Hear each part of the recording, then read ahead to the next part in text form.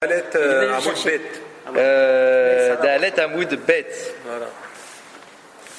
Donc, tu vois, on s'approche du H, hein, Lionel. Ok. Mais on a eu beaucoup de foot la semaine dernière. Ah oui, pouf. C'était intense. Ah ouais. Sans avoir besoin de revenir sur ce qu'on a dit la semaine dernière, puisque on était, voilà, c'était bien expliqué. Bien expliqué, enfin j'espère. Ouais. Alors, on est tout en haut de la page Dalet Hamoud Bet, donc page 8, tout en haut. On était resté, si vous vous souvenez, sur un problème de termes employés. Parce que si on veut dire que Mavré c'est l'homme, comme on y est, si on veut dire que Mavré c'est l'homme, c'est bien d'accord. Alors qu'est-ce qui se passe? Non, d'après Rava. D'après Rav, si on dit que Mavé c'est l'homme, ça fait quand même bizarre au niveau de l'expression qui est utilisée. Parce qu'on nous dit Ushmirat Gufo Alecha. Et tu as l'obligation de le surveiller. C'est comme si tu t'adresses à quelqu'un et je te dis tu es une source de dommages et tu as l'obligation de te surveiller. C'est une drôle de formulation de dire comme cela. Qu'on dise que l'homme est une source de dommages, c'est bien. Oui, mais que je m'adresse à quelqu'un et je lui dis tu as l'obligation de te surveiller, c'est comme si tu te disais toi-même je dois me surveiller. C'est un peu bizarre comme expression, d'accord? C'est la formulation qui est ici problématique, hein. C'est pas sur le fond, parce que c'est vrai que sur le fond, je fais attention à me surveiller, c'est vrai, d'accord? Mais comme expression, d'accord, je lui dis fais attention et surveille-toi, d'accord? C'est une drôle de façon de parler. C'est comme à la SNCF ici, hein. Les trains, des fois, ils n'arrivent pas à l'heure, mais ils partent à l'heure. Hein. Ah ouais, ça va. Il y a le CP à 8h. Ça va? Et donc, on s'était posé la question de savoir est-ce que l'expression correspondait vraiment à une réalité, d'accord? Est-ce que ça pouvait coller? Et on avait dit que oui. Oui, on a trouvé un enseignement qui vient de Rav Karna, qui veut dire corne. Rav Karna nous dit que l'homme fait partie des sources de dommages et qu'on peut dire à propos de l'homme Ushmirato Alecha. D'accord, ou Shmirat Gufo Alav, d'accord, qu'il a l'obligation de se surveiller. Donc, d'un point de vue des expressions qu'on trouve dans les rabbinim de l'époque, c'est pas gênant de dire que tu as l'obligation de te surveiller. D'accord, donc là c'était vraiment, on avait fini comme ça, c'était juste un problème de champ lexical. Elle est au point du jour, celle-là. De se surveiller. Oui. À Jérusalem, on se surveille s'il n'y a pas quelqu'un de. Oui. Ouais, mais là on surveille les autres. Mais vous avez raison. Ok. Et ensuite, il y a Rav Mari. Vous connaissez Rav Mari? Marie. Oh, j'ai entendu. Rav Mari. Toute ma vie, j'ai entendu Marie. Oui, mais là, en Rav. Vous ne le connaissiez pas en Rav. Là, c'est la déclinaison Rav. Alors, que dit Rav Mari? On y est, deuxième ligne de la page. Matkif les Rav Mari. Ve'ema Mavré Ze'amaim. Alors là, alors qu'on pensait être tranquille, en se disant ça y est, je sais que Mavré c'est l'homme, ou à la rigueur ça pouvait être l'Adam, mais on avait vu que l'Adam c'est un peu plus compliqué, que l'homme c'était bien, c'était admis que ça soit l'homme. Rav Mari vient et il dit non, tu sais quoi, Mavré c'est pas l'Adam, c'est pas l'homme, c'est l'eau. Nouvelle opinion. D'accord, Mavré c'est l'eau. Et donc il faudrait comprendre, il y a le taureau, le trou, l'eau et le feu. L'eau, c'est une source de dommages, d'accord? Dégâts des eaux. S'il y a le feu, il peut y avoir l'eau, d'accord? Pourquoi pas, ça ne me dérange pas. Dalet Hamoud Bet, 2 points. De quoi? Non, parce que Marie... parce que Marie te dit, Mavré, c'est pas l'homme, c'est l'eau. Donc du coup, je retire l'homme des 4. On est d'accord? Bien. Donc il y a l'eau. Ça ne me dérange pas sur le fond, encore faut-il que je donne une preuve. C'est toujours pareil, hein. Si tu me dis que c'est un ou n'importe lequel, donne-moi une preuve. Je veux un verset. Trouve-moi un verset où on trouve, comme ils l'ont fait Rav et Shmuel, vous vous souvenez? Ils avaient trouvé des psukim qui disaient que c'était la corne ou l'homme de manière un peu difficile, mais bon, on avait trouvé la racine. Donc là, je veux la même chose, trouve-moi une racine qui me dise que c'est l'eau. Réponse. Kedirtiv Kik doar esh amasim maim tivre esh. Verset hyper compliqué à traduire, qui vient du livre de Ishaïa. Donc on est encore dans les livres de Ishaïa, on avait trouvé la même source dans Ishaïa aussi. Et bien voilà que Marie a trouvé la même racine, Bet Ain He. Quel est le verset?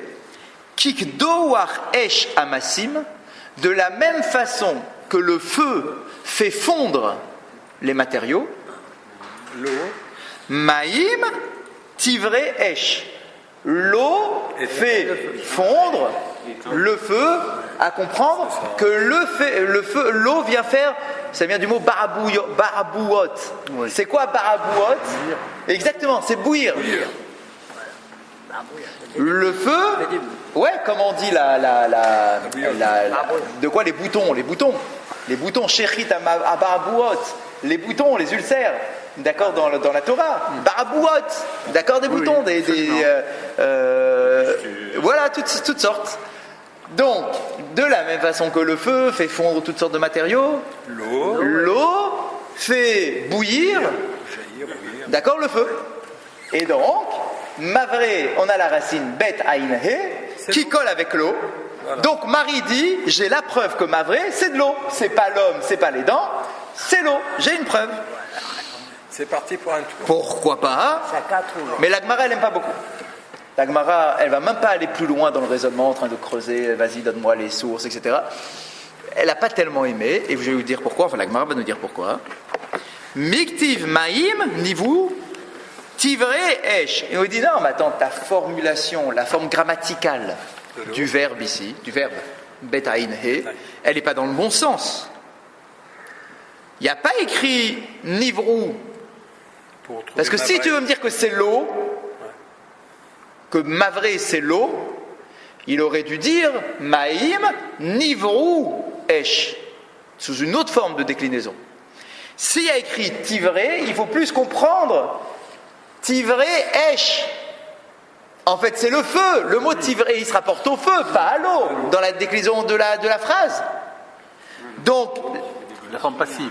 Ah oui, mais en fait, c'est dans l'autre sens. Il aurait dû, voilà, si c'était l'eau, on aurait dû dire nivrou, mais là c'est tivré. La forme passive. Alors la Gemara dit ve'ema mavré zéa esh. Donc en fait, non, le mot mavré, il ne se rapporte pas à l'eau, mais au feu. Donc c'est la preuve que mavré, c'est le feu. Mais on avait déjà dans les cas. Ah bah tout à l'heure c'était. Des réactifs tivré ba esh ou dirtiv. C'était l'homme. Puisqu'il y a écrit tivré. Et c'est pas terminé. Alors la Gemara dit Iyachi Maya mavré ve'a ever. Elle dit mais ça tient pas la route, qu'est-ce que tu me racontes? Il y a déjà le feu.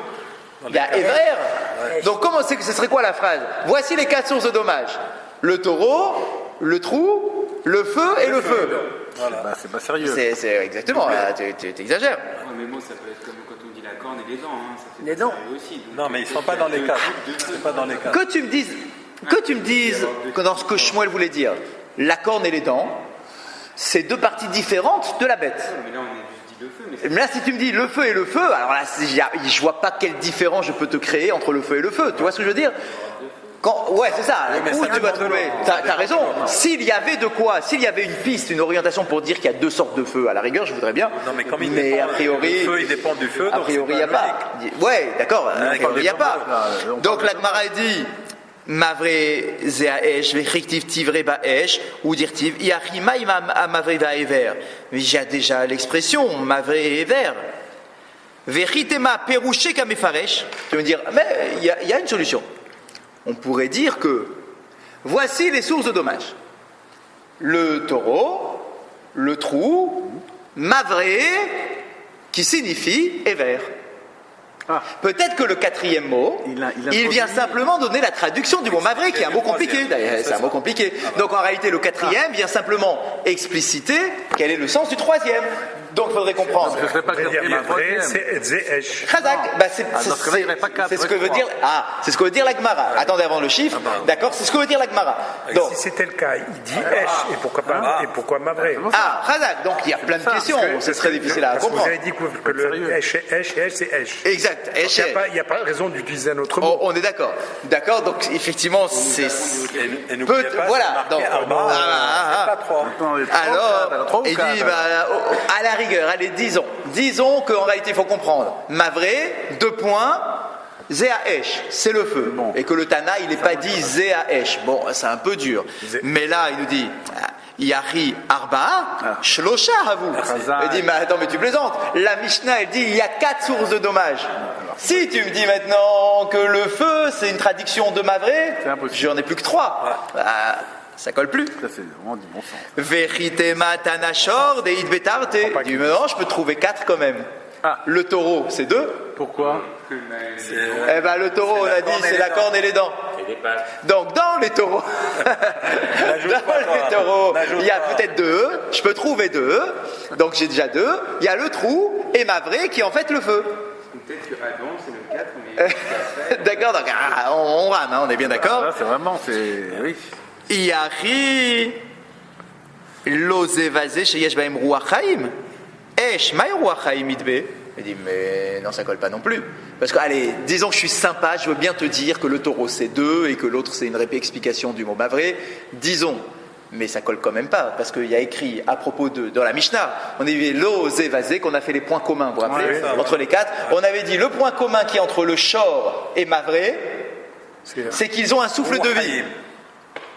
Et il est où ton souffle de vie si tu me dis que c'est un feu? Vous voyez, en dehors du problème du chiffre, allez, on a trouvé le chiffre. Mais le feu, c'est pas un souffle de vie quand même. Tu peux dire ce que tu veux, mais il n'y a pas un souffle de vie dans le feu. Donc déjà, je te coince là, alors là complètement. Vetu mai kearea esh. Et en plus, dans la Mishnah, on a dit lo zé vasé, le taureau et Mavré sont différents du esh, du feu. Si tu me dis que Mavré c'est le feu, tu peux pas me dire que le taureau et Mavré sont différents du feu, puisque dans la Mishnah aussi, ils n'ont pas les mêmes caractéristiques que le feu. Ah bah oui, mais si tu me dis que Mavré c'est Esh et que Mavré et Vert c'est juste une explication. Donc là, franchement, donc on est bien d'accord. Marie, Rav Marie, on l'a. Bon, Rav Marie, On l'a pas. Ni Rav Marie pour l'eau, ni la deuxième opinion, c'était qui? Deuxième, je sais plus. D'accord, qui disait que c'était le feu. A priori, ça colle pas. Donc. Pas fait avancer. Pourquoi on l'a fait? Vous allez dire que Quel est l'intérêt? c'est tellement Évident que ça colle pas avec le on voit feu. pourquoi il a perdu. Et avec l'eau, c'était complètement truc. Perdu de l'encre. C'est ça. En fait, l'auteur. Alors, que disent les commentateurs sur ça? Ils disent que les auteurs de la Gemara ont voulu, puisqu'ils ont ouvert la porte, de dire que Mavré, ça peut être tout et n'importe quoi. C'est-à-dire, on t'a dit les dents, on t'a dit l'homme. Alors du coup, peut-être que toi, étudiant, tu vas te dire, pourquoi ils ont arrêté à ces deux-là? Peut-être qu'on pourrait trouver d'autres choses, va savoir. L'eau, le feu. Alors, ok, mais pour trouver autre chose, donne-moi au moins un verset. Ah, ben j'ai trouvé un verset dans Ishaïa où il y a encore 2 mots, 2 possibilités, soit l'eau, soit le feu. L'eau, ça n'a pas tenu parce que ça rentrait pas dans le verset. Le feu, ça tient pas non plus. Ok, donc maintenant, une fois que j'étais jusque-là, même si ça a été vraiment poussé à l'extrême, au moins, ne commence pas à te laisser dans la tête, ah mais ça aurait pu être peut-être autre chose, va savoir. Ça y est, il n'y a plus, on a tout épuisé. On a épuisé toutes les possibilités, vraiment pour se dire, on a été jusqu'au bout. on ne sait toujours pas si c'est l'homme ou... Ah, on est aux 2 points, c'est fini. C'est fini. On a une certitude. Quoi Comment on est aux 2 C'est on est aux 2 points. Bah oui. On est aux 2 points, c'est terminé. La 10e ligne, de 2 points. Qu'est-ce qui est terminé? La discussion sur Mavré. La discussion sur Mavré est terminée. Alors on a une certitude. Donc, on a une certitude, c'est quoi? C'est que ça doit avoir un souffle de vie, parce que c'est la Mishnah. Oui. Donc, ça peut être soit l'Adam, soit l'homme. Ça, les deux ont tenu la route. Hein. On a évacué l'eau et le feu, ça c'est ok, c'est clair. Et alors, donc, résultat des courses, les Chachamim nous disent, écoutez bien les termes qui sont utilisés par nos Chachamim, il reta Mavré zé Adam. Conclusion. Voilà. Le feu, Mavré, c'est le... Ça a mis 4 pages pour C'est terminé. Le feu, Mavré, c'est l'homme. Mais oui. Hein? Bah oui. mais bon sang, mais c'est bien sûr. Non, c'est pas ça. Ça me rappelle. Je suis sûr. Tout à l'heure, quand on avait dit le feu et le feu, Oui. il y en avait plus que 3. Bon. Mais dans la Mishnah, on a l'animal, Des chors on a le shor. qui vient après englober. Le shor, c'est 1. On nous a pas dit que le shor, c'était 3, à savoir la corne. la Non, dent. c'était une braïta qui disait ça. D'accord. Donc, si c'était d'un côté la corne et de l'autre côté la dent, alors cela aussi, ça serait un seul. Oui, mais comme on a dit tout à l'heure, ça va. Au moins, c'est pas la même partie de l'animal, quoi. C'est deux branches. d'accord, ou les cornes, ou les La dents. question qui se pose est pourquoi est-ce que la Mishnah utilise ce mot de Mavré? Ah, ça, cette question-là, j'ai pas trouvé la réponse, je sais pas. Pourquoi est-ce que le Tana a cherché un mot si complexe? Pourquoi il n'a pas dit direct ça? Bon, on aurait gagné 3 pages quoi, de Gemara. D'accord, dis-moi directement Adam, et ça aurait été terminé. Pourquoi ce langage un peu complexe? D'ailleurs, même la Gemara a cherché dans les psukim, dans Ishaïa, dans machin, d'accord, pour aller trouver une racine compliquée du mot mavré. D'accord, quelle était la tradition du Tana pour qu'il tienne à dire dans son enseignement mavré? Quoi, c'est simplement pour nous pousser un peu à creuser. C'est quoi? C'est comme on dit un mec, quoi. C'est-à-dire, c'est une manière de... Non, mavré, ça doit être un mot un peu plus sophistiqué que Adam, j'imagine. Non, mais le fait d'avoir introduit Mavré, Ouais. ça nous a conduit à cette étude. Khazas. Oui, non, mais Donc, cette on peut étude, toujours elle est- répondre. C'est vrai. Sinon, C'est une réponse qui est aussi intéressante. Imagine qu'il aurait été l'homme. Eh ben point, t'aurais 3 pages en moins. Et donc, du coup, ça t'aurait pas amené à pousser ton raisonnement. À pouvoir comparer. Oui, l'un à l'autre, Khadak. à pouvoir C'est analyser ce qu'on que ça des fois peut- disent ça nos peut maîtres, c'est le on n'apprend mérite rien. de l'étude. Ouais, voilà, on n'apprend rien. Bah si, On n'apprend rien. Bah si, tu apprends à mieux comprendre. pas à ma ce que connaissance, c'est que peut-être, mais- les causes de dommages. Ça y est, c'est Tout à fait fini. l'analyse. Le sujet est terminé. C'est ici. D'accord, ça veut dire que si vous cherchez la source dans le chasse de l'explication du mot mavré, tape dans votre tête, vous dites c'est là, c'est 2 pages, c'est là. Je comprends ce que tu dis, je suis d'accord. En fait. D'accord. Maintenant, ça peut être ce qu'on appelle, t'as le srar, t'as le mérite de l'étude d'avoir Non, approfondi ça d'accord, un le terme. mérite, il est toujours là. C'est sûr. On aurait pu l'avoir sur d'autres passages de l'Agma. L'origine de la Mishnah, c'est quoi? L'origine. C'est-à-dire quoi? Qu'est-ce que c'est la Mishnah? Bah, C'est pas... Attends, on y T'as a un cours. auteur, Un auteur. un Tana, Non. qui a un enseignement de ses maîtres, Je me dis, où ses maîtres lui ont enseigné mavré. je me dis que nous, on nous dit dans la Torah que Akadosh Baruch Hu, il a créé l'homme à son image. Oui. Alors, le mot qu'on utilise, c'est Adam. Donc peut-être qu'ils n'ont pas voulu mettre Adam, pas utiliser le même mot qui est fait à l'image de Dieu comme une source de dommage. Oui, mais si vous dites ça, ça colle pas avec la fin de la Mishnah, qui sont à la fin du chapitre, où là-bas on dit clairement Adam. En plus, c'est doublement difficile. Là-bas, on dit Adam. C'est-à-dire que le Tana, il n'a pas peur de dire de mot Adam. Il le dit là-bas. Là-bas, il le D'accord. dit. Donc, D'accord. Donc, si tu me le dis là-bas, vas-y, donne-moi ici, et puis c'est fini. Ouais, Quoi. mais j'ai pas lu. Tu me casses la tête. Moi, je suis sûr que, Ah non, le Tana, au contraire. que c'est ravi. Le Tana, il pèse ses mots. Ils sont navrés de telle discussion. Navré. Ouais. Hein? C'est une perte de temps. Que c'est ça, que 3 siècles après, les gens vont se poser la question, c'est quoi mavré? Peut-être qu'à l'époque c'était un mot qui était un peu ça répond pas à la question. plus courant. C'est des brevets. Non, si, ça répond quand même à un point, ça veut dire que... Non, mais attends. Ah, ça veut dire qu'à l'époque, n'oubliez pas que la Mishnah, donc dans sa concision, d'accord, parce que c'était le but de la Mishnah, c'est que quand le Tana, lui, disait au Beth Midrash mavré, eh bien, a priori, c'était clair. Pour lui, c'était clair. Ce sont les Amoraïm qui sont venus en disant oh, au fait, c'est quoi mavré? On a oublié, on ne sait pas trop, les gens ne savent pas trop, donc il faut qu'on fasse une étude du mot mavré. Excusez-moi, mais dans tout le Chumash, Mavré n'existe pas. Il faut qu'on aille Non, le chercher. mais chercher dans les prophètes. Les prophètes. Voilà, les prophètes. Donc, ça ne tient pas faut de une nous. connaissance. Ça veut pas dire... Oui, bon, c'est... Et le Tana et les Amoraïm. Ouais. Mais c'est vrai que ce qui est compliqué, c'est que le même Tana, il dit le mot Adam après, quoi.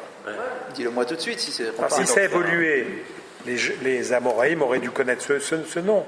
Ça veut dire que déjà à l'époque des Amoraïm, il y avait déjà une discussion. C'est intéressant. Ça veut dire que, vous vous rendez compte, les Amoraïm, quand ils lisent la Mishnah, eux-mêmes, les Amoraïm, dans leur grandeur, dans leur puissance d'étude, se posent, il y a une discussion réelle entre Rav et Shmuel pour savoir, au fait, c'est quoi la définition du mot mavré? Enfin, ça veut dire quoi? Ça veut dire qu'il y a eu une perte entre le Tana et les Amoraïm.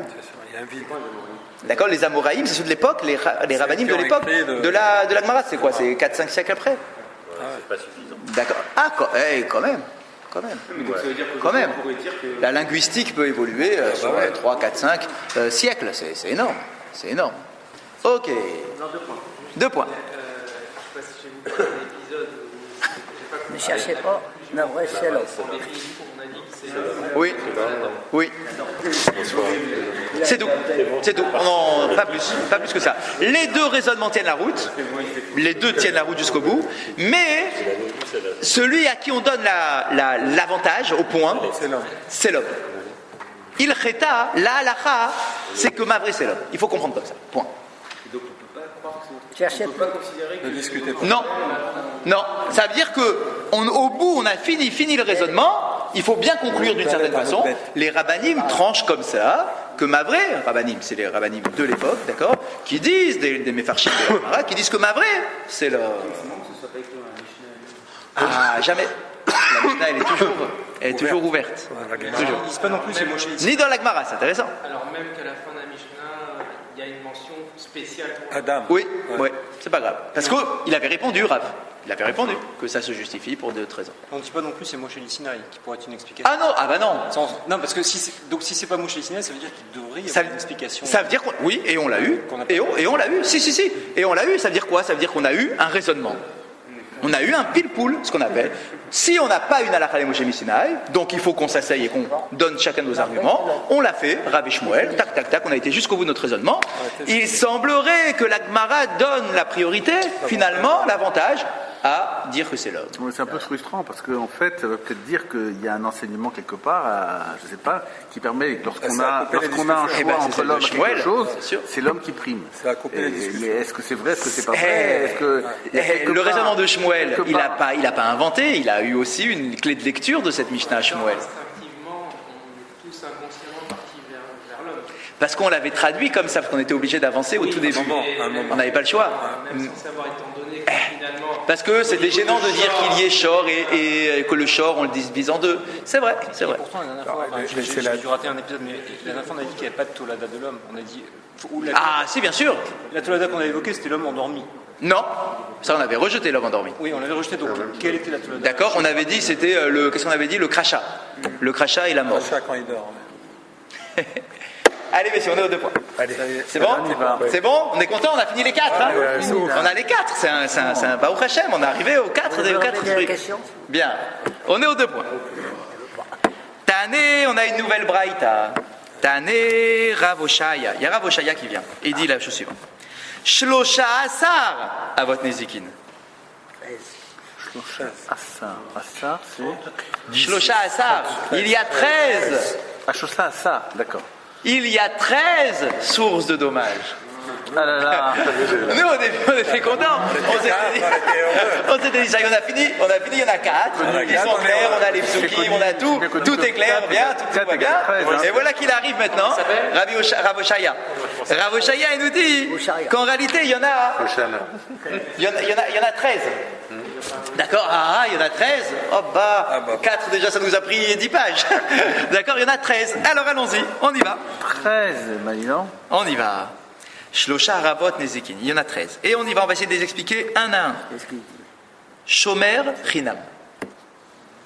Le premier, c'est ce qu'on appelle un Shomer Chinam. Qu'est-ce qu'un Shomer Chinam? Celui qui garde sans être payé. Chazak. Un gardien sans rémunération. Bénévole. J'ai un objet, je dois partir en voyage, je suis inquiet pour mon objet, un peu précieux, je vais chez mon voisin, gentil, ça ne te dérange pas de me garder cet objet, s'il te plaît, je pars 3 jours, j'ai peur qu'il disparaisse, tu peux me le garder, s'il te plaît? Bien. Tu as besoin d'être payé? Ça va pas, Chas Shalom, on est des amis, on a des voisins, gratuit. Ça, c'est Shomer Chinam. Bien. Le problème, c'est que l'objet disparaît. L'objet disparaît. Ah ouais. Quel est, vous allez me dire, mais en quoi on est en train de parler des sources de dommages ici? C'est quoi la source de dommages? T'es un gardien, c'est quoi la source de dommages? C'est que l'objet a disparu. Quel est ton degré de responsabilité, toi gardien bénévole? Quel est ton degré de responsabilité sur la perte d'un objet que l'on t'a confié sans être payé en contrepartie? C'est un autre débat. Hein? Ça, je vois très bien. C'est-à-dire, oui, mais tu es bien d'accord que c'est une source de dommages? À cause de toi, j'ai perdu mon objet. Mais si, entre guillemets, Hein? T'es négligent. Allez-y, Non, ça me convainc vraiment pas. Alors attendez, on est qu'au premier, 2 minutes. Attendez que d'abord on brosse les 13, on brosse les 13, après on discute. Ici, il y a les 4 gardiens. Bah oui. Non, mais les 4 gardiens, ils ne sont pas 4 fois ils sont pas source de dommages différents. Chazak, mais il y a des dynimes différents. Oui, Il y a des degrés de responsabilité différents. Je sais pas. Attendez, on va voir. D'accord, prenons le temps déjà de... Dommage et la Prenons déjà le temps de réanalyser.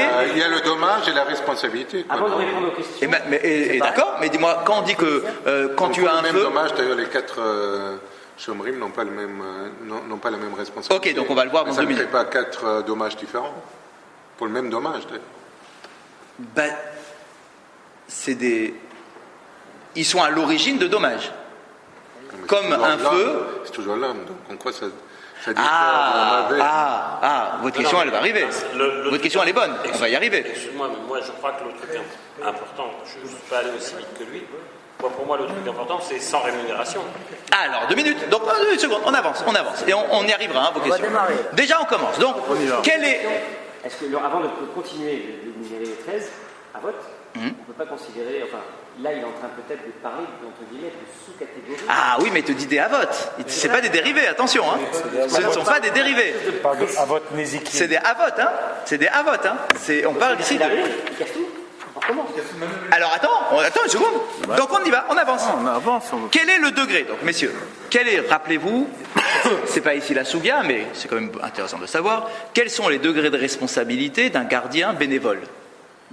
Est-ce que tu peux lui dire, hey, mais mon objet il a disparu, t'es responsable? Et il va dire, mais je suis sympa, je n'ai pas été payé moi pour te garder l'objet.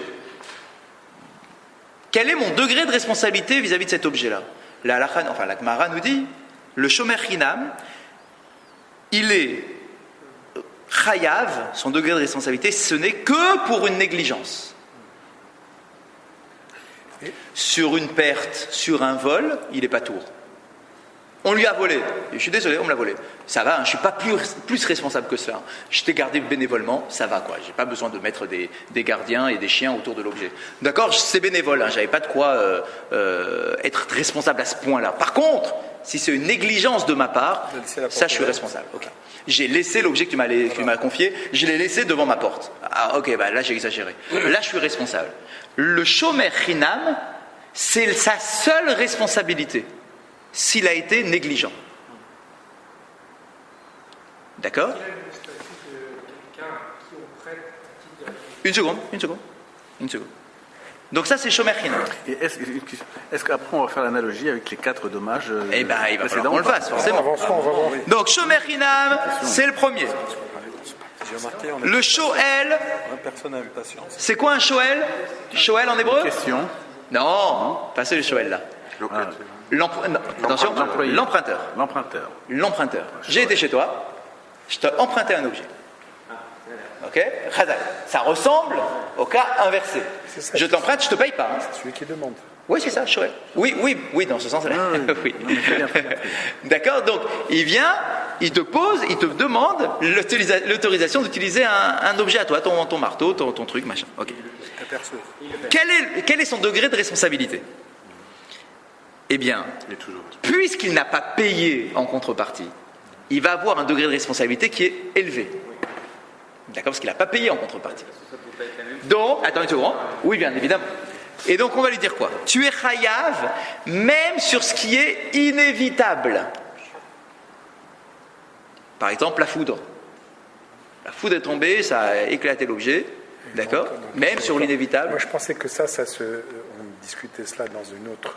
Bien sûr, c'est pas ici la souga. Ici, je vous le mets juste pour le rafraîchir, enfin, pour vous donner les informations, Ouais, pour c'est réfléchir la après. malicia. Bien sûr. D'accord? On avait vu. Oui, bien sûr, c'est pas ici. Donc, et sur quoi il n'est pas tour alors, le shoel? Il n'est pas tour que si l'objet a été endommagé lors d'une utilisation normale. C'est-à-dire, je t'ai emprunté ta vache, je devais labourer mon champ, tu as été gentil, tu me l'as prêté gratuitement, et en plein labour, elle est morte. Et j'y peux rien. C'est-à-dire que concrètement, elle serait morte chez toi, quoi. Si tu avais fait le même travail. J'ai pris ta voiture. Exactement. J'ai roulé normalement. 180 km/h, elle s'est cassée. Ah, là, c'est pas normal. Mais j'ai emprunté ta voiture. Je roule normalement sur le périph'. Et pouf, elle éclate. Bah, c'est une utilisation normale. Je suis pas tour. J'irai te rendre les clés en disant merci. Je suis désolé. Je suis désolé. Ça veut dire que si toi tu avais roulé avec cette voiture-là au même moment, ce serait la même chose que ce que je te dis. C'est pas de chance. C'est pas de chance. Alors tu peux très bien me dire ah oui mais ma vache. Ça, tu m'as fait rater mon rendez-vous. J'aurais très bien. Oui. Je pourrais très bien me dire ah oui mais ma vache si je te l'ai prêtée ça veut dire que moi ce jour-là j'aurais pas travaillé avec ma vache. Donc du coup elle serait restée sous les tables et peut-être qu'elle serait toujours vivante ma vache. Oui, d'accord, mais si tu as accepté de me la prêter, c'est que tu as pris en considération le fait que j'allais travailler avec. Bah oui, si tu me l'as prêté, c'est pas pour rien. D'accord, tu m'as prêté ta voiture, c'est pas pour que je la garde dans mon garage, c'est pour que je roule avec. Donc tu as accepté le risque qui est lié au fait de rouler avec une voiture. Donc si j'ai roulé normalement, je suis patour si la voiture meurt. Mais il est responsable. Ah, Razak. Une inondation, par exemple, elle est dans ton champ, Le din, donc c'est pour ça que c'est pas notre souga ici, on n'a pas tous les éléments pour réfléchir avec tous les détails, mais sur le but, le din, c'est comme ça. Je suis patour quand c'est une utilisation normale, je suis chayav même, donc ça veut dire tous les cas, je suis chayav de tout, sur la perte, sur le vol, c'est normal, dis-moi, tu m'as emprunté l'objet, oh tu pouvais faire attention. On ne parle pas ici d'un emprunt, mais ensuite il va y avoir un mazik de la part du bœuf ou de la vache. On y arrivera. On doit encore avancer. On y arrivera un peu plus loin. D'accord? Donc pour l'instant, restons sur la présentation simple. D'accord? Tu es responsable de manière importante sur le vol, sur la perte, etc. Sur tout ça, tu es responsable. D'accord? Tu es même responsable de la foudre, mais tu n'es pas responsable d'une utilisation normale. Ok? C'est Shoel. Lui s'appelle Shoel, celui qui emprunte. Bien. Donc il a un très haut degré de responsabilité. Nosé Sachar, c'est qui le Nosé Sachar? C'est celui qui garde un objet mais qui est payé pour le garder. J'ai été te voir, mais je t'ai payé. Alors là, du coup, je suis chayav de quoi? Je suis chayav même pour le vol et la perte. Parce que si je t'ai payé, c'est que je veux pas que tu le comptes le perdre, que tu le comptes le vol ou que tu le perdes. C'est ça la responsabilité. Je t'ai payé pour ça. D'accord? Ça fait partie du truc. Vol, perte, casse. Alors, vol, oui, c'est ça, tout ça. D'accord? Je suis pas tour que sur la foudre. Enfin, tout ce qui est inévitable. Ouais. Bah oui, parce que si je suis payé, d'accord, je suis payé. Il n'y a pas des dommages financiers, c'est-à-dire que si par exemple moi je vous paye pour garder un objet à bien, moi, vous me rendez l'argent, vous ne pouvez pas me rendre l'objet. Vous perdez l'objet. Ouais. Ah non, tu es responsable. Attends. Non, c'est deux choses différentes. Deux choses différentes. Tu m'as payé et tu m'as payé. On n'est pas en train de dire que la transaction est annulée. Tu m'as payé, ok. L'argent, je le garde dans ma poche. Mais maintenant, puisque j'ai de l'argent qui est entré dans ma poche, j'ai un haut degré de responsabilité, donc je devrais débourser si jamais. C'est ça le truc, d'accord? Je dois te payer, l'objet. Sauf cas de force majeure. Trazak, sauf le sévat force majeure. Plus les cas de la Mishnah. De quoi? Non. L'argent est un ligne spéciale, c'est tout ce qui est lié au problème de prêt à intérêt, etc. C'est pas un objet normal, l'argent. D'accord? Il a un digne particulier. Autre, qui n'est pas ici abordé. Donc, ça, c'est le gardien payé. Pour l'emprunteur, oui. Il est chayav même de tout. Même sur l'inévitable. Oui. Sauf alors que là, dans le cas où il paye. Où il est payé. Il est payé. Il n'est pas Regardez là. Eh ouais, bien sûr, parce que tu m'as payé pour quoi? Tu m'as payé pour tout ce qui est possible. La perte, le vol, j'ai une responsabilité. Mais la foudre, je ne peux pas la deviner. Je ne peux pas contrôler la foudre. Tu m'as payé. Tu vas dire, ah ouais, je t'ai payé. Bah d'accord, mais je ne peux pas contrôler la foudre. Que je sois responsable d'un vol ou d'une perte, sur la foudre, je suis pas tout. Dans le dossier Safar, il est pas tout, bien sûr. Ok? Et nous manque le quatrième. Le quatrième, le socher, le locataire. C'est intéressant ça. Quel est le degré de responsabilité d'un socher? Quel est le degré de responsabilité d'un socher? D'un locataire? Je t'ai payé pour prendre l'objet. Je t'ai payé pour utiliser l'objet. Le fait que je te paye, c'est que ça vient couvrir ça vient couvrir une certaine utilisation, peut-être un peu plus large que le truc classique. Quoi. Je t'ai payé maintenant, tu as accepté l'argent en contrepartie de ton objet pour une semaine ou 2 semaines. Et un appartement. Oui, exactement. Quel est mon degré de responsabilité quand je loue une voiture? De tout à l'heure. Mais dans le sens inverse, elle meurt. Ok. Eh bien, sachez que, à propos, et c'est pas notre sujet, mais juste comme ça pour vous ouvrir les voies de réflexion, sachez qu'à propos d'un socher, d'un locataire, en fait, il y a une marloquette dans la Gemara de Bava Metzia. Il y a une marloquette. Certains nous disent que le socher, il est comme un shomer chinam, comme un gardien gratuit. C'est-à-dire, je t'ai payé, qu'est-ce que tu veux chez moi maintenant? Je t'ai payé. Donc je ne serai responsable que pour les choses de négligence. Mais que si on m'a volé l'objet, si il s'est cassé, etc., bah, je ne suis pas responsable et je t'ai payé, ça fait partie de la transaction. D'accord? Donc certains nous disent que ça ressemble au shomer chinam, d'autres nous disent que non, il ressemble à un shomer qui a été payé pour garder l'objet. Bah oui. Khazak, il y a les deux chiffres. Ok, c'est pas un autre sujet. Qui est-ce qui paye quoi dans ce cas-là? Eh ben, si t'es un locataire, qui c'est qui paye? C'est le locataire. Bah oui. Pour utiliser l'objet. Eh ben, c'est comme le cas d'avant. Non, mais tu payes si tu as négligé. Tu as laissé l'eau couler. Non, le cas d'avant, c'est différent. Voilà. C'est les trucs inversés. Le cachat, c'est comme ça. D'accord, c'est les logiques inversées. Ici, de la manière dont Oui. Raquel Le présente, c'est un socher. Bah oui, C'est lui qui a fait le nési. Sauf négligence. Ah, on y arrivera, 2 minutes. On va y arriver. C'est pas ce que vous êtes en train On a de besoin dire. d'adapter. Mais tous peuvent. Ça va pour l'instant, juste, voilà. On a juste expliqué très rapidement, c'est pas notre sujet. D'accord? Que, concrètement, qu'est-ce qu'on a voulu dire? Qu'est-ce qu'il a voulu dire, Rabbi Oshaya? Qu'est-ce qu'il a voulu dire? Il a voulu dire que ces 4-là, ces 4 messieurs, qui ont emprunté, payé, été payés, Gratuit, etc. gratuit. D'accord? Ces 4 messieurs-là, si l'objet a été cassé ou disparu, il a été volé, et on est bien d'accord, ça s'appelle un ézec. Oui. Moi, propriétaire, j'ai plus mon objet. Ils vont chacun avoir des dynimes différents, selon le cas de responsabilité, le degré de responsabilité, mais ça s'appelle des déséquipes, dit Rabbi Oshaya. On ne fait que lire pour l'instant. Donc on en a déjà 4. On est bien? Bien. On continue. Qu'est-ce qui propose encore pour en arriver à 13? Le Nézek. Eh bien, un dommage. Bah, le Nézek, il faut bien le payer, le Nézek. C'est une source de dommage, le Nézek. C'est un dommage. C'est le titre du chapitre. Oui. Donc, tu ne peux pas prendre le titre du chapitre comme une avote des Nézikim. C'est le Nézek du Nézek. Non. Mais non, Bah oui. Non, le Nézek en lui-même. Le Nézek, il faut payer le Nézek. En valeur absolue. Le Nézek, c'est un dommage. Oui. Eh bien, il faut payer le Nézek, donc il faut bien l'appeler ce truc-là. Ça s'appelle un Nézek. Le dommage, il faut le payer. On parle des sources de dommages. Moi, je suis avec Michel. Le dommage, c'est une source de dommages. Voilà, c'est chapitre. Nézikim. Alors, quels sont les avots des Nézikim? Le Nézek. Il faut le mettre 2 fois.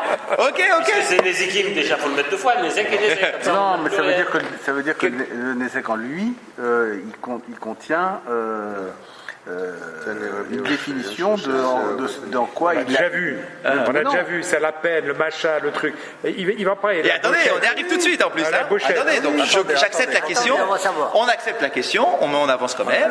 Donc il y a Nézek, il y a Tsar, La peine, la souffrance, la souffrance qu'on en avait déjà expliqué ensemble, qu'il faut évaluer le prix de la souffrance, ripouille, les soins médicaux, chevet, l'arrêt maladie, bochette, la honte que ça a engendré.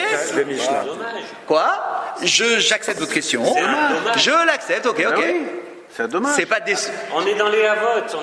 Vous comprenez sa question? Il dit, mais attends, mais on est en train de nous dire quelles sont les sources de dommages. On n'est pas en train de te dire quelles sont les choses qu'il faut payer quand tu commets un dommage. D'accord, c'est bizarre, c'est vrai que c'est bizarre. Hein? Et attends, c'est pas fini. Ve'arba'a de matnitin. Oui, il a un système complètement différent. Et... Plus les 4 de la Mishnah. Ah d'accord. Voilà, ça fait 13. Donc Rabbi Oshaya. Maintenant, on va leur montrer que chacun n'est pas comme l'autre. Ah. Donc Rabbi Oshaya, il nous dit quoi? Il nous dit, voilà, il y en a 13. C'est quoi les 13? C'est les 9 que je viens de te citer, plus les 4 sur lesquels je suis d'accord, dit Rabbi Oshaya. J'accepte les 4 de la Mishnah, mais je viens finalement décomposer tous ces avotes-là, et je suis arrivé au chiffre de 13. C'est-à-dire que chacun correspond à quelque chose qui ne peut pas être déduit de l'autre. Exactement. C'est ça le point. C'est la base. On est bien d'accord qu'au niveau du raisonnement pur, il va falloir qu'on ne puisse pas déduire les uns des autres. Parce que sinon, c'est pas des avots. Chose qu'on a fait pour les 4, il faudrait maintenant qu'on le fasse pour les 13. Ouais. Oui, c'est ça. Non, pour les 13. Comment est-ce que les 9 que Parce que tu les 4 rajoutes... ils se comparent aux C'est ça, tu les déduis pas des 4 déjà donnés par la Mishnah. Parce que tu acceptes la Mishnah. C'est pas que tu me dis que la Mishnah n'existe pas, je suis pas d'accord avec la Mishnah et je suis un autre Tana et j'ai le droit de pas être d'accord. Là, il nous dit non, j'aime bien la Mishnah, je prends les 4 et je t'en rajoute 9 en plus. Et les 9, on est bien d'accord, les questions que vous avez posées, elles sont très justes. D'accord, mais on n'est pas en train de parler de sources de dommages. Tu es en train de me parler de ce que je dois payer. D'accord. d'accord, le Nézek, la honte, etc. C'est pas des sources de dommages, une honte.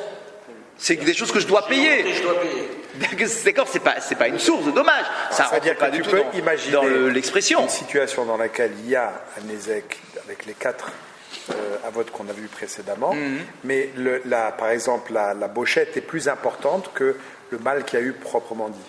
Et donc dans ce cas-là, comment est-ce qu'on considère cette chose? Donc on est obligé de dire que d'individualiser le bochette et de dire que tu dois le considérer comme un avot parce que c'est tu peux pas déduire ça donne un statut à tous ces points-là qui sont des statuts de avot. On va voir comment. Alors on va voir. Donc toutes vos questions elles sont bonnes, on continue. On voit ce que dit l'Agmara, comment est-ce que l'Agmara va gérer maintenant cet enseignement de Rav Pourquoi Oshaya. il ne ramène pas les Nézékim des 4 précédents? Ah si, il a dit, et les 4. Il a dit, Non, pardon, les 9 plus les 4. Les dommages, qui ne sont pas les mêmes, les natures de dommages, il n'y a pas les mêmes natures de dommages, la douleur, ou alors on peut dire que les natures de dommages, la douleur, les soins, le chômage, l'humiliation s'appliquent aussi, sont également des natures de dommages pour les 4 qu'on a vus avant. Et on sait que c'est pas comme ça. C'est pas comme ça. On sait que c'est pas comme ça, parce qu'ils ne concernent que l'homme, ces 4-là. Oui, alors pourquoi ils ne ramènent pas à ce moment-là les D'accord, donc on a plein de questions, effectivement. On voit comment la Gemara va essayer de se dépatouiller de cet enseignement. Alors, voilà ce que nous dit. Hat lesar, donc ça fait 13. Vetana didan, maïtama, lotane hane. Alors c'est très marrant comme la première question que pose la Gemara.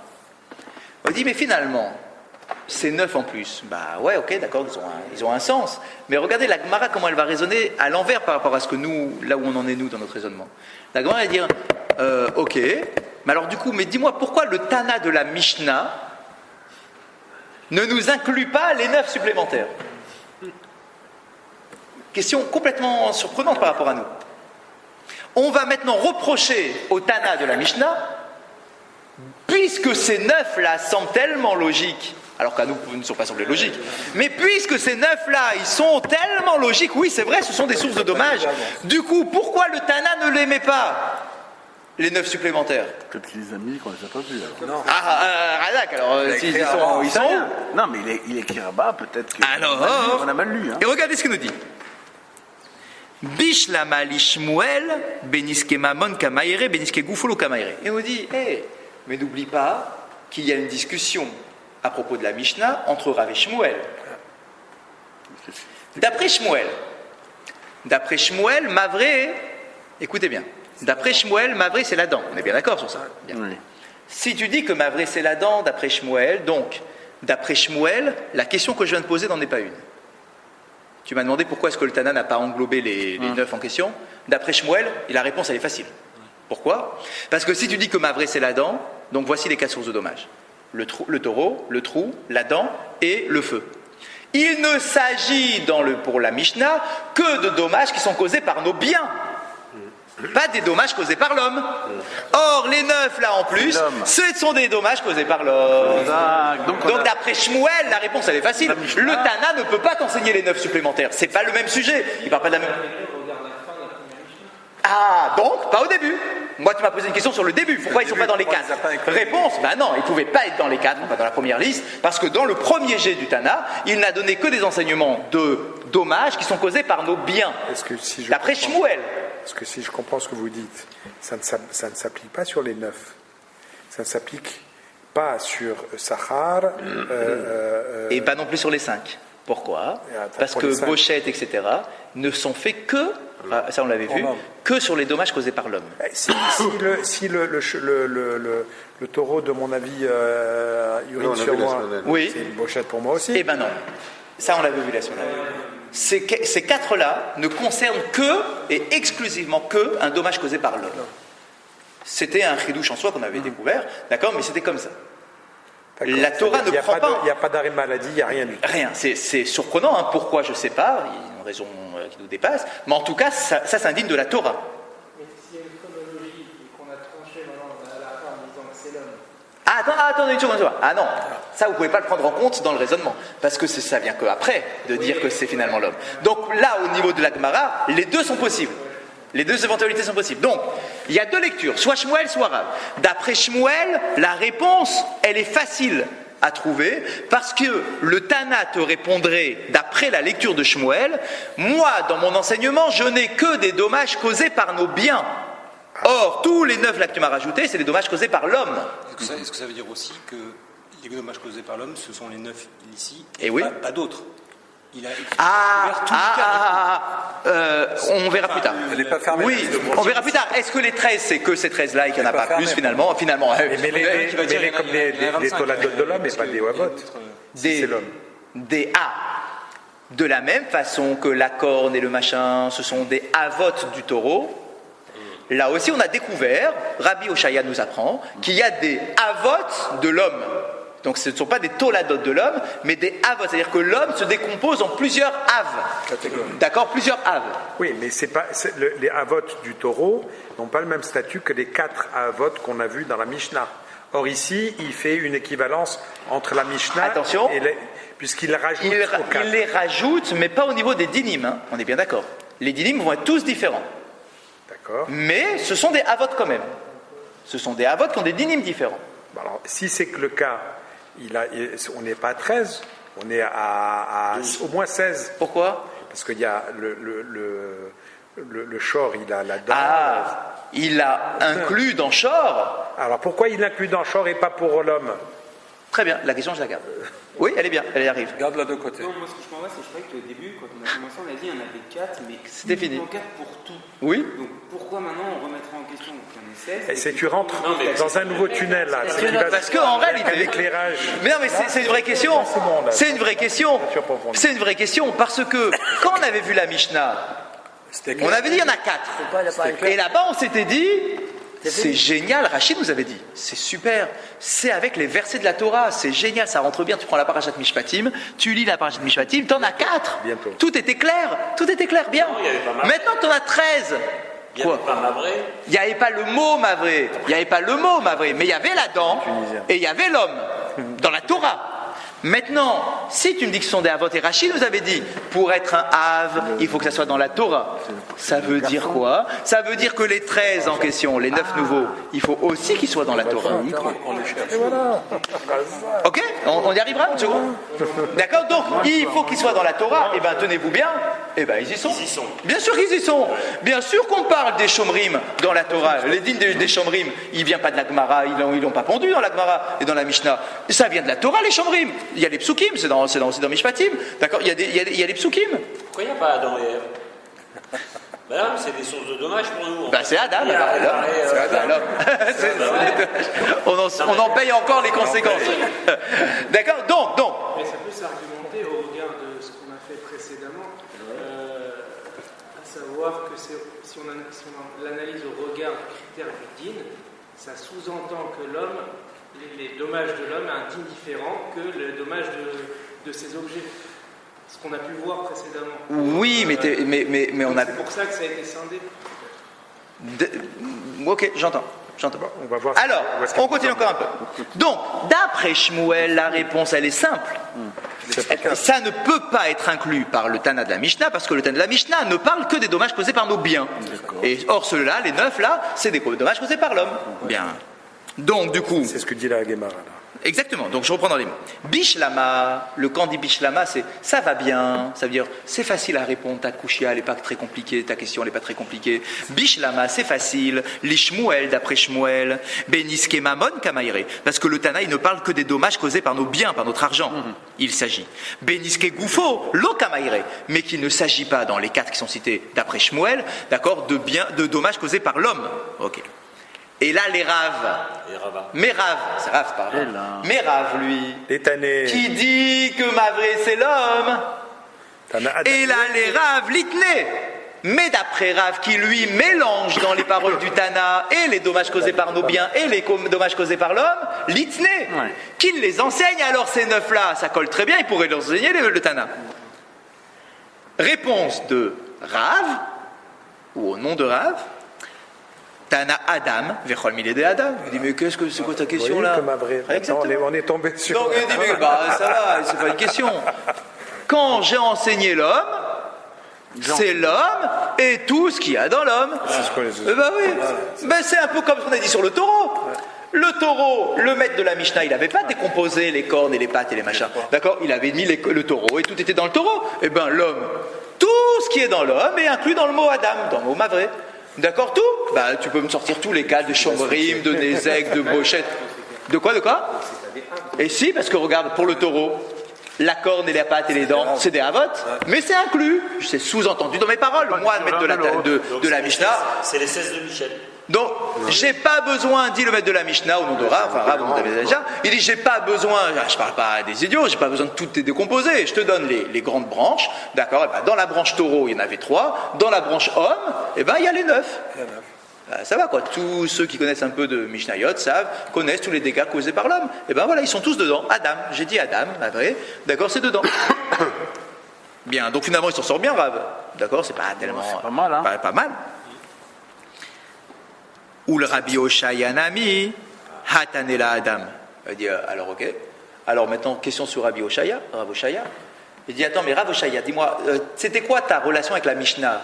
Tu l'as accepté la Mishnah ou tu l'as rejetée?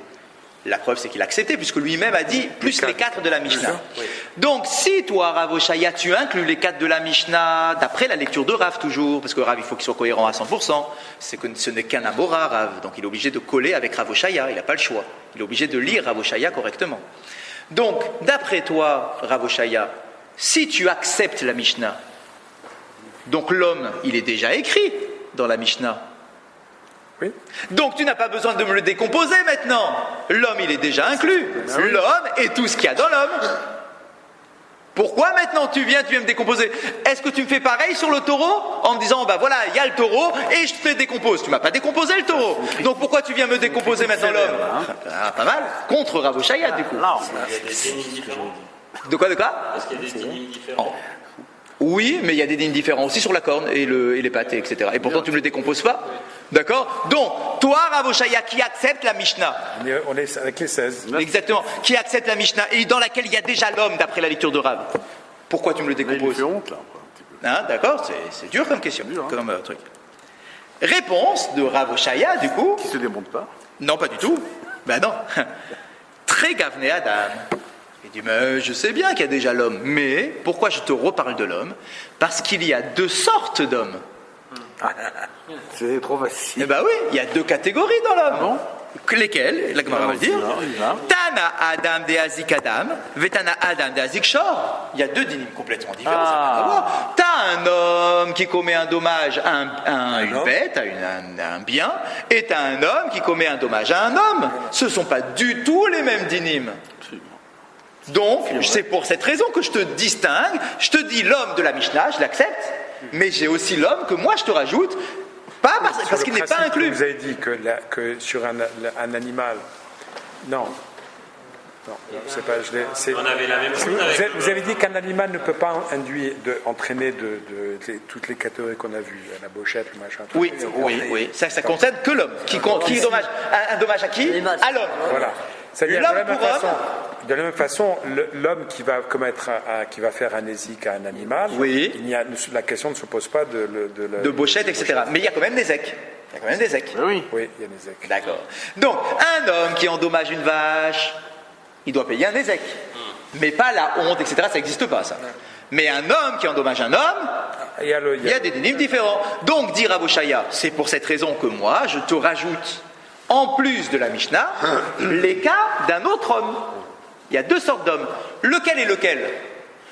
Lequel est lequel? Celui de la Mishnah, c'est lequel? A priori, c'est vis-à-vis des animaux. Bah ouais. Oui, bien sûr. Mais dans ce cas-là, a priori, celui de la Mishnah, c'est un homme qui commet un dommage à un animal. Dans ce cas-là, tu aurais dû en mettre 12 et pas 13, parce que Nézek ne devrait pas rentrer là-dedans.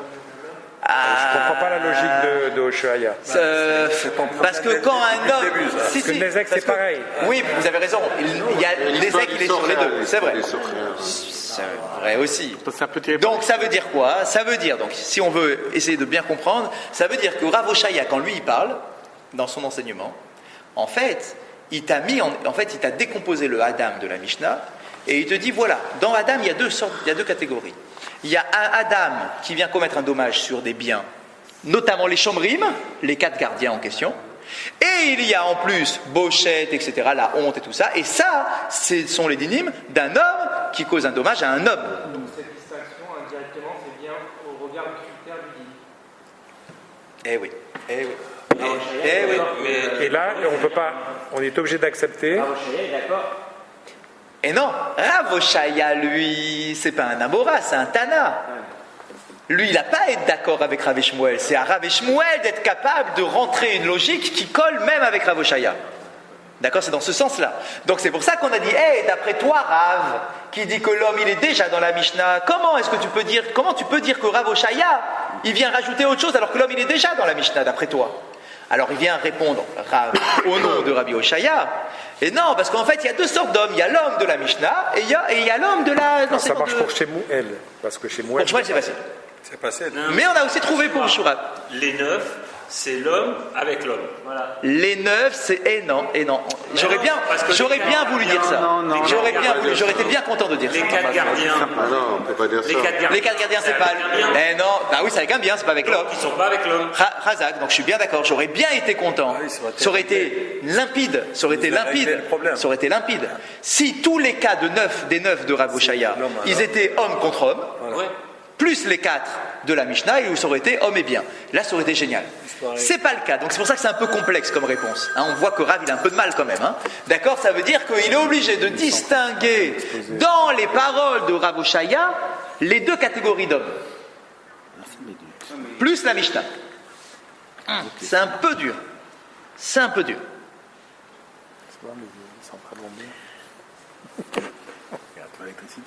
Alors la Gemara, elle dit Yahi, si, ok, allez, disons qu'on fasse une distinction homme et homme et que Rav Oshaya, c'est ça qui vient t'apprendre.